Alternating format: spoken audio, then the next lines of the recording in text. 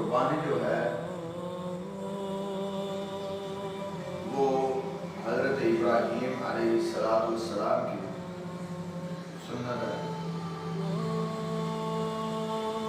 تو قربانی جو ہے وہ اللہ کے رضا کے لیے ہونی چاہیے۔ حضرت ابراہیم علیہ السلام نے دنیا کو دکھانے کے لیے واقعہ بخوبی جانتے ہیں، دنیا کو دکھانے کے لیے وہ کام نہیں کیا تھا، بلکہ مالک جس کام میں راضی تھا وہ کام کیا۔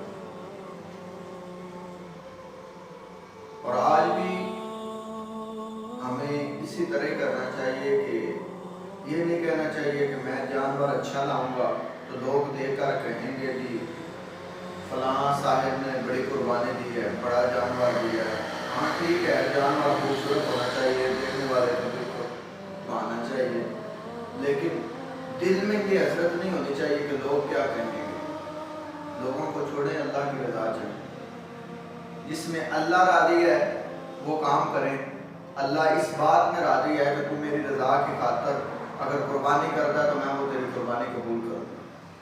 اگر لوگوں کو دکھانے کے لیے کرنا ہے تو آپ کا عمل جو ہے وہ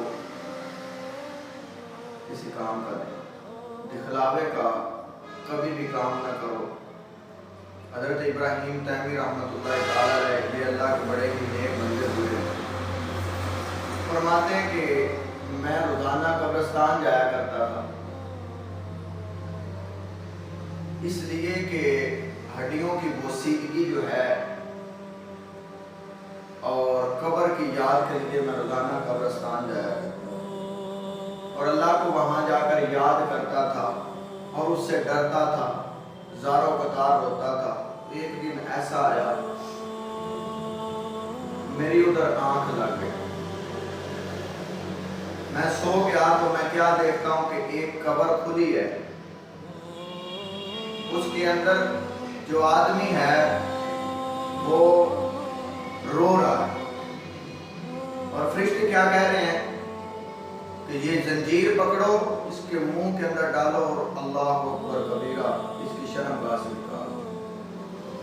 اب وہ کیا کہتا ہے کہ اے اللہ میں نے تجھے راضی نہیں کیا، اے اللہ میں نے تیرے راستے میں جہاد نہیں کیا، اے اللہ میں نے تیرے گھر کا حج نہیں کیا، نمازیں پڑھی ہیں، بڑا کچھ کیا ہے، تو آواز کیا آتی ہے؟ تو وہ تو نے دنیا کو دکھانے کے لیے کیا تھا، دنیا کے سامنے وہ عمل کرتا تھا کہ لوگ مجھے حاجی کہیں گے، لوگ مجھے نمازی کہیں گے، یہ تیرے اندر خواہش تھی۔ اور تنہائی میں جب جاتا تھا اس وقت تو میرے ساتھ اعلان جنگ کرتا تھا۔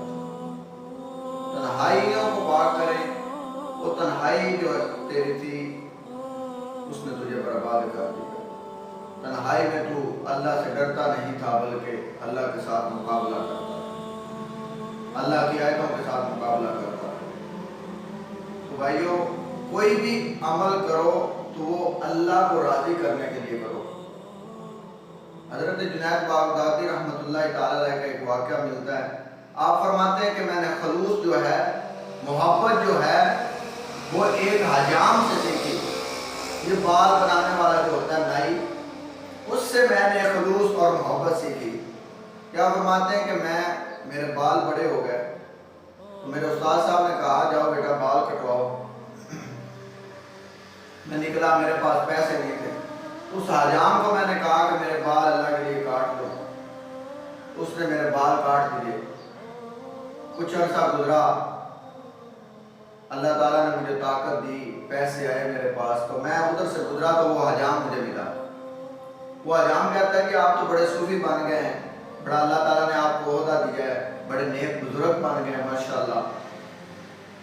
تو جنید بغدادی رحمۃ اللہ تعالیٰ فرماتے ہیں کہ میں نے اسے پیسے دیے۔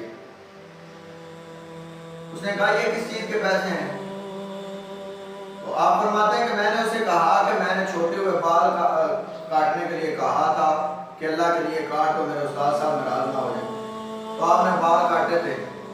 تو حجام نے جو بات کی آپ اس کو اپنے دل میں جگہ دیں، لہذا اور کسی بات کو جگہ نہ دیں، اس بات کو جگہ دیں۔ وہ حجام نے کیا کہا؟ اس نے کہا جو اللہ کے لیے کام کیا جائے اس پر اجرت نہیں دی جو اللہ کی رضا کے لیے کیا جائے اس پر اللہ راضی ہونا چاہیے، دنیا والے راضی ہوں یا نہ، یہ محبت ہے۔ بھائیوں قربانی کرو، قربانی کا جانور خوبصورت لو، یہ نہیں ہم کہتے کہ جانور خوبصورت نہ ہو، جانور خوبصورت ہو لیکن دل میں یہ بات ہو کہ یہ اللہ کو راضی کرنے کے لیے، دنیا کو راضی کرنے کے لیے نہیں ہے۔ دنیا تو کبھی بھی آپ سے راضی نہیں ہو سکتی، آپ سے کبھی بھی خوش نہیں ہو سکتی۔ آپ کا اللہ راضی ہوگا تو سب بھی راضی ہو جائے، آمنہ کا لال راضی ہو جائے، اللہ کو راضی کرے۔ اور اللہ کی رضا کی خاطر حضرت ابراہیم علیہ السلام نے بہت پیارا کام کیا، جتنی تعریف کرو اتنی کام۔